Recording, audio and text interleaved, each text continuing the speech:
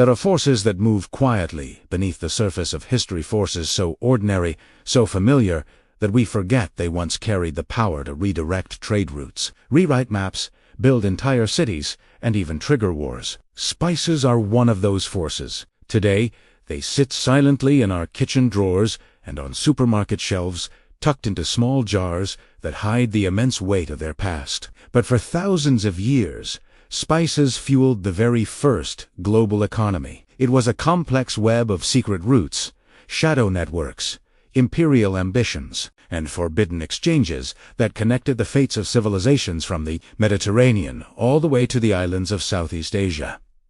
This is the story of how flavor became power, how aroma became currency, and how simple human desire became the engine of a world system that is still echoing today. Imagine a world before modern agriculture, before refrigeration, before industrial preservation. Food was often bland, fragile, and short-lived, but spices offered something truly miraculous: preservation, medicine, ritual, fragrance, and above all else, incredible taste. In an era when survival was a constant negotiation with nature, the ability to transform food or heal wounds gave spices an aura of magic. Cinnamon was used to treat infections. Pepper was believed to stimulate circulation. Nutmeg was thought to ward off the plague. Cloves were used to embalm the dead, and saffron, often more valuable than gold, colored the robes of royalty.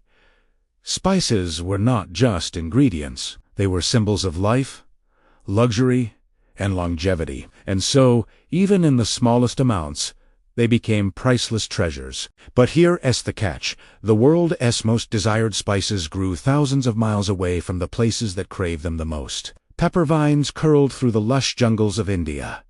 Cinnamon bark hid deep in the forests of Sri Lanka. Cloves grew only on a handful of volcanic islands in the Indonesian archipelago. And nutmeg came from just one tiny cluster of islands, Banda Islands. Small, they barely even appear on modern maps. This extreme geographical isolation meant that whoever controlled access to these lands controlled unimaginable wealth. And so, over centuries, a global system began to form, a system built on secrecy. Merchants didn't just trade spices, they guarded their origins with intense paranoia. Arab traders crossing the Red Sea would tell fantastical stories of cinnamon nests guarded by giant birds, of cloves harvested from the mouths of serpents, of nutmeg trees growing at the very edge of the world. These myths all served a single purpose. Misinformation was profit. If buyers in Europe believed that spices came from magical or dangerous lands, they would never try to discover the real source, and they would never be able to bypass the middlemen who were growing incredibly rich on the flow of goods. The first global economy of spices was protected not by armies, but by stories, across vast deserts, towering mountains, and treacherous oceans. Caravans carried pepper and cinnamon through the ancient world. Camels surged across the Arabian Peninsula, their backs laden with sacks of aromatic seeds beneath the blazing sun. Sailboats rose and fell across the Indian Ocean, guided by the monsoon winds, which became the first predictable engine of international trade. The famous Silk Road was never only about silk, it was a spice road, a lifeline of fragrant wealth that reached from China and India to Persia, Africa, and eventually the Mediterranean. Cities flourished along these routes. Petra carved its wealth into stone. Alexandria became a maritime powerhouse. Venice grew from a humble lagoon town into a magnificent mercantile empire. All of this happened because people desired flavor. But spices were much more than just exotic luxuries. They were deeply woven into the religious and social fabric of life. Temples burned incense to carry prayers into the heavens. Funerals used spices to mask decay and honor the dead. Weddings celebrated fertility with saffron and cardamom. Physicians documented the effects of spices in ancient manuscripts that blended myth and medicine. Monarchs displayed spices as a clear proof of their power. And ordinary families would save their coins for a tiny pinch of pepper that could turn a simple, everyday meal into something extraordinary. In a world where scarcity shaped existence, spices offered a tantalizing glimpse of abundance. Yet, behind all this beauty and aroma, lay something much darker. Fierce competition, coercion, and bloody, conquest. As Europe emerged from the Middle Ages, its rulers became obsessed with one thing: breaking the monopoly held by Arab and Venetian traders. Spices were draining Europe's wealth, ounce by ounce, into foreign hands. Monarchs wanted direct access to the source. They wanted control. And so began the great voyages of the 15th and 16th centuries, not motivated by curiosity or exploration, but by the raw desire to cut out the middlemen and seize the world's most profitable resource. Portuguese ships rounded the Cape of Good Hope. Spanish expeditions sailed west in desperation. Dutch merchants formed a powerful corporate empire. English traders founded new companies, backed by unprecedented levels of state support. These voyages brought the world into contact in ways that had never happened before. But they also unleashed violence on a scale that spices alone could not justify until you understand the sheer fortunes that were at stake. When the Portuguese first reached the Indian Ocean, they attempted to impose control through brute force. They built massive fortresses along the coasts of India, Africa, and Southeast Asia. They bombarded cities that refused to trade exclusively with them. They enforced their naval supremacy through brutal tactics meant to terrify rivals into submission. But their hold was fragile, and by the early 1600s, a new, more formidable power entered the scene: the Dutch. The Dutch East India Company, or VOC, was unlike anything the world had ever seen. It was the first truly global corporation and entity with its own armies, its own fleets of ships, its own legal authority, and enough financial influence to rival entire nations. Its mission was simple: dominate the spice trade completely. But its methods were absolutely ruthless. Through a mixture of manipulative treaties, naval blockades, and brutal military campaigns, the Dutch seized control of the Banda Islands, the world's only source of nutmeg. They imposed forced labor on the local population. They executed anyone who dared to resist. They even destroyed their own nutmeg trees to artificially regulate supply and inflate prices. For the global economy of spices to work, scarcity was essential, and scarcity was enforced with an iron fist. Meanwhile, the English turned their focus to India, where pepper flowed in vast quantities.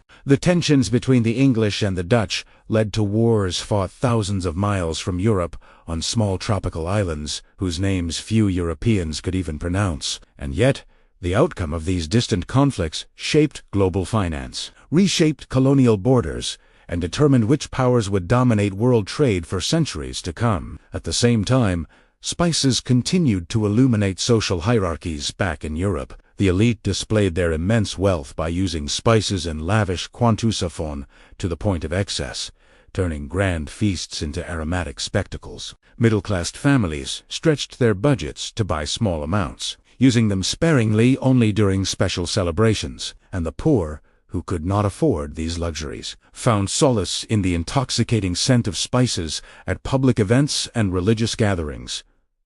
Spices were status. They were aspiration. They were the bridge between the mundane, everyday life and the extraordinary. Yet for all their glamour, spices also reveal something profound about human behavior. They show us that value is not simply about necessity. It is about desire. It is about meaning. It is about the stories we tell ourselves about what we want and why we want it. Spices were never essential for survival, and yet they built the very first global economic system. People crossed oceans, risked their lives, and altered the course of history for something that could fit in the palm of a hand. And in doing so, they created a template, a model of extraction, and global influence that would later be applied to sugar, cotton, rubber, oil, and countless other resources. What the spice trade truly demonstrates is that globalization did not begin with factories or telegraphs or the Industrial Revolution. It began with flavor. It began with desire. It began with human beings willing to reshape the entire world just to satisfy their senses. Did the global system built on spices just vanish when new resources appeared? Not at all. It evolved, leaving behind structures and patterns that still shape our world today. You can see the legacy of the spice trade in modern corporations, international finance, maritime law, and even the political boundaries of entire countries. To truly understand how deeply spices shaped our world, we need to follow the echoes they left behind.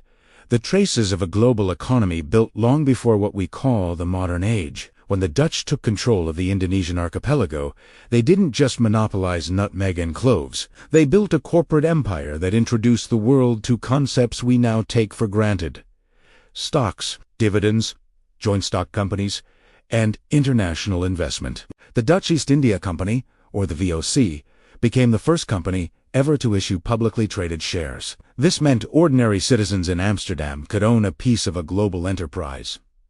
It was the democratization of wealth, or so it seemed. In reality, the company's massive profits depended on a brutal system of extraction and coercion thousands of miles away. It was a system completely invisible to the investors in Europe who celebrated their growing fortunes. This was one of the earliest, clearest examples of the massive disconnect between global capital and local suffrage pattern that, tragically, continues to shape our modern economy. Meanwhile, the English East India Company was pushing deeper into India. Pepper was the initial prize, but soon the company discovered new, even more profitable opportunities: textiles, tea, and opium. The very infrastructure they had built for the spice trade, the roads, ports, warehouses, and administrative systems became the foundation for a massive colonial empire. What started as a trade network for spices morphed into a political machine for governing territories and managing entire populations. But the influence of the spice trade wasn't just limited to corporations and empires.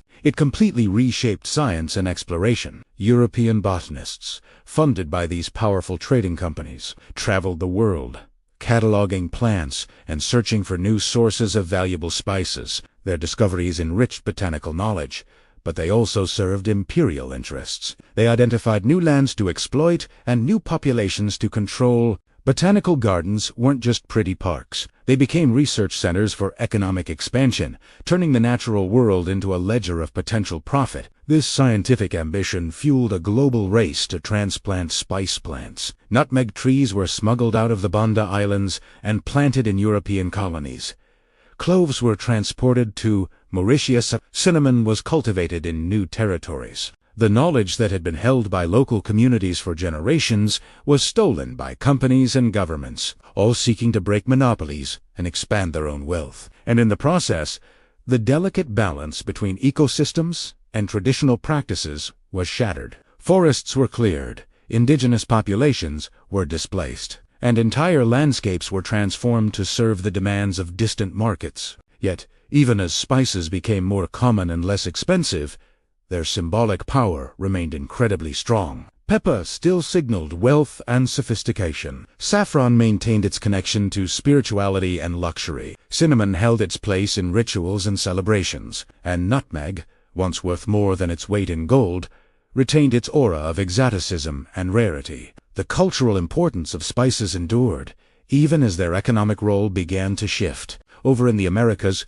the legacy of the spice trade took on a different form. The insatiable desire for sugar, a commodity often flavored and preserved with spices, led to the establishment of vast plantations that relied on the horrific system of enslaved labor. The rum trade then connected the Caribbean to Africa and Europe, forming one side of the infamous triangular trade that reshaped demographics, economies, and cultures across 3 continents. Even though spices weren't the sole driver of global commerce anymore, their influence echoed through the very industries they had inspired and supported. Back in Europe, the flood of new spices transformed culinary traditions.